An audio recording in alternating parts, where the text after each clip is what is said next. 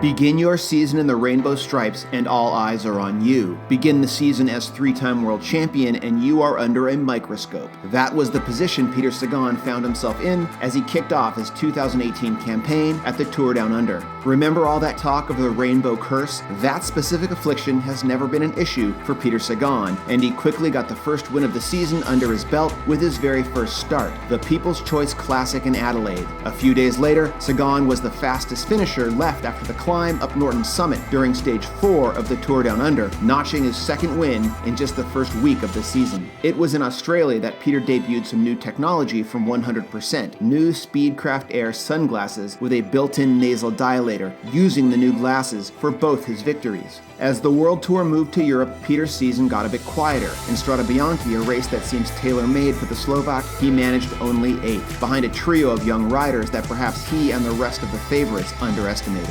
At Milan San Remo, many expected a repeat of his blistering attack on the Poggio from last season, but he followed the wheels, finishing 6th in the sprint behind Vincenzo Nibali. The doubters began to talk. Perhaps Peter Sagan is human after all. Perhaps the rest of the one-day specialists have caught up.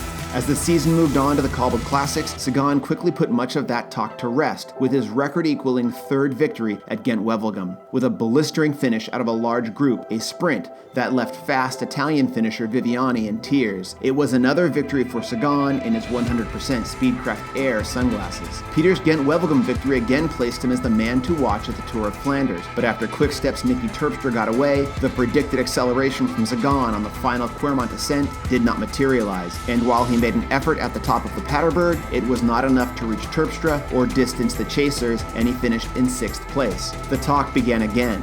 Sagan was 28th, with a single monument to his name. Was he the great classics racer the fans so badly want him to be? Some began to doubt he had the ability for a big solo effort to win a monument. It was with this pressure upon his shoulders that Sagan lined up for Paris-Roubaix. The race unfolded in a familiar fashion, with the early break establishing itself. Sagan was attentive, riding near the front of the peloton over every stretch of cobbles. With 54 kilometers to go, Peter took advantage of a momentary lull in pace, using the 12th sector of cobblestones to drive home the advantage. He quickly joined the remaining breakaway riders, but after huge pulls on the cobblestones, only the Swiss rider Sylvain Dillier was able to follow, even taking pulls when he could. But it was Sagan driving the pace, and Sagan who dispatched Dillier in the sprint for victory on the fabled Roubaix velodrome.